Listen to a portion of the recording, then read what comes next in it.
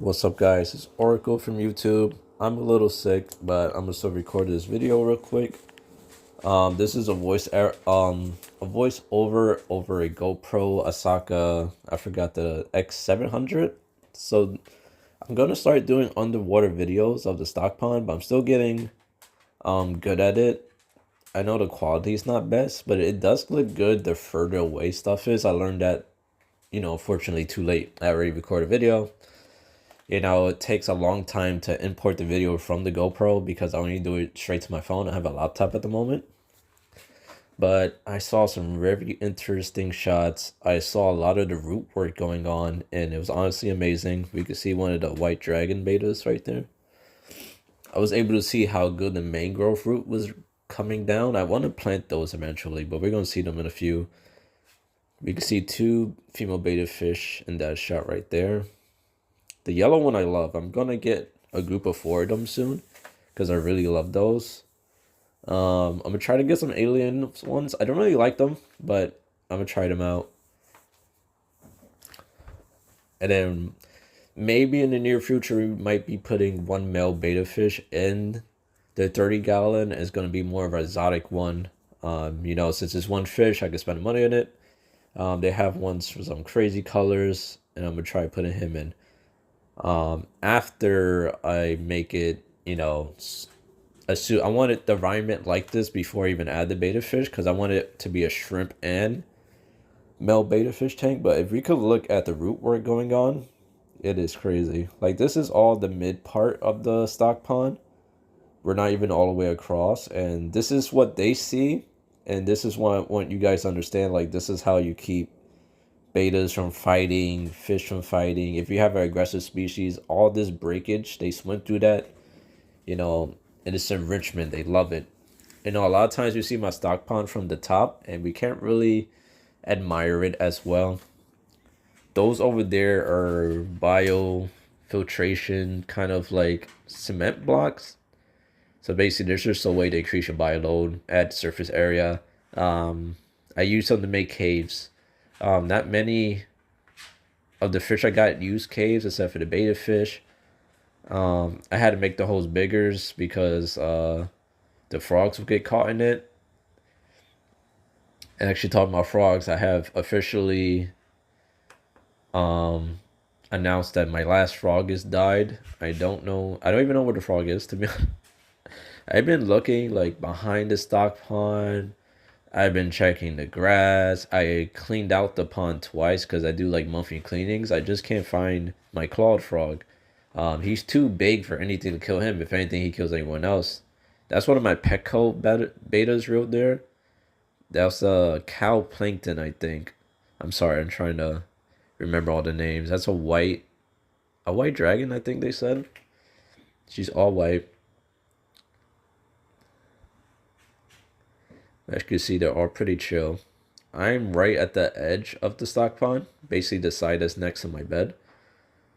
This is all water sprite, which is probably the best betta fish plant you could get when it comes to terms of like getting rid of aggression. These guys will hide in here. These guys will sleep on it. If you have a female betta fish with long fins, she will love this. Then you have a male betta fish, they'll pretty much love this stuff because it really takes the stress off of swimming if you have a long fin male betta fish. We have a lot of this water sprite is tied to my wood.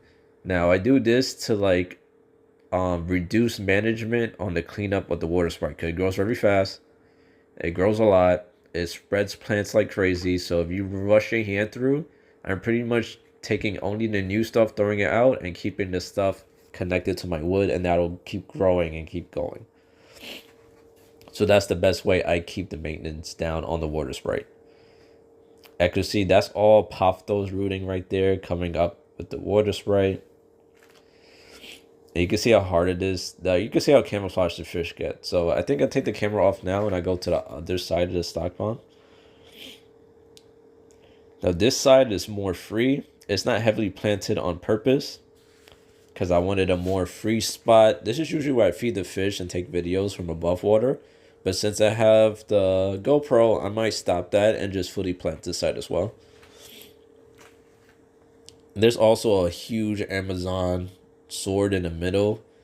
I'm gonna cut off a mother root from it and put it in the 30 gallon because it's like really getting there to the point where like it wants to grow. So I'm gonna just separate it. I'm gonna just be a little careful because I don't want to cut the wrong part off. But yeah,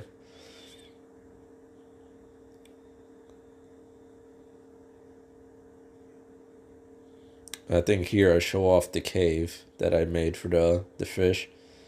Mostly snails going here to breed right now. The corridors going here. I am down to two corridors. The third one died for unknown reasons. Actually, I kind of do know they started putting heat in my apartment finally, and it was just my stock plant's next to the heaters, so I couldn't make a system fast enough to like reduce the heat. So I think it burned out, and I think I was underfeeding the bottom dwellers a lot because I only have three really, plus the snails. But as this place is big, so they might have not been able to scavenge it. I might have overestimated how good they are finding food. So I just think he didn't find food. He passed away, and there was also a Petco corridors. So I don't know because the other two are doing just fine. So all my levels are good. Ammonia good. Nitrates are zero. These plants are just eating it up, devouring it. I have no ammonia problems. My bio load is intact.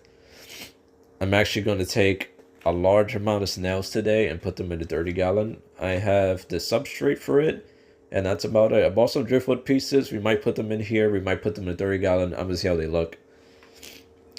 But yeah, I'm going to take it out the water here. I think I'm going to go over to the other side again. But honestly, I could do this all day. I didn't think filming underwater or seeing the fish like that from like that perspective would be so fun, but it really is fun. I really like doing it. I want to get better.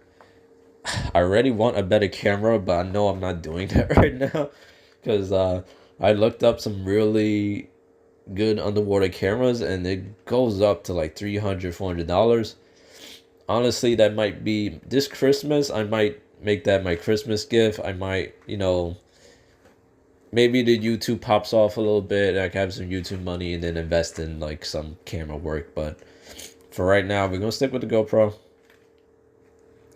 And we can see how green the water sprite is. Actually don't get to see how green it is from the bottom. We got a corridors right there. That right there is cuttlefish bone. You can use it for parrots, but it's also good for snails. And it will last you, depending on how much snails you have, it will last you like a whole month or two. And I basically let it deteriorate until it's nothing and then take it out because it adds calcium to the water. And they just feed on it. If your snails are struggling with their shells, you want to give them this or like I forgot what we call them, but basically shell. It's just shells. They sell them on Amazon for packs of 40 and 20. Calcium shells. And before I get the shrimp, I want the shrimp food ready. I want stuff to keep my water harder because my water gets extremely soft, tap water. There's nothing I can do about it. I do a lot of things to like counter it. A lot of people say, "Oh, get crushed coral," but crushed coral in my stock pond not a good idea because I will have to get pounds of it in there just to be advantage to me. But it's just not a good thing, and then I can't shove it in my filter. I don't want to shove it in the tank in filter bags and put like an air stone under it because it would look ugly. So now we're seeing some. I'm trying to play with them with my hand. So if you make a little cave, most betta fish will just play with you. It's a fun way to interact with the fish. I really like doing it. I think she does play with me, but the one that really loves doing this is the big red one. I haven't named the new ones yet. My Petco one that has lived the longest is Baby Girl. I forgot what I call the blue ones.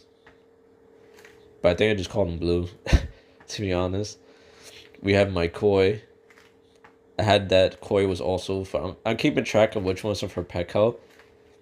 The big ones are all from private breeders. None of the Petco ones are the real small ones, and I had them for over a year, and that's about a year growth. Yeah, so you can really tell the quality difference from private breeders and Petco. This big red one right here, this is also a private breeder. Baby girl right there with the long fins, she is a Petco, but she's very beautiful. Her fins are not that good, but I really like that one. That's one of my favorite ones. You're gonna see a lot of them come up to the camera because the camera is reflective, so they're kind of flaring off at it because they see themselves. I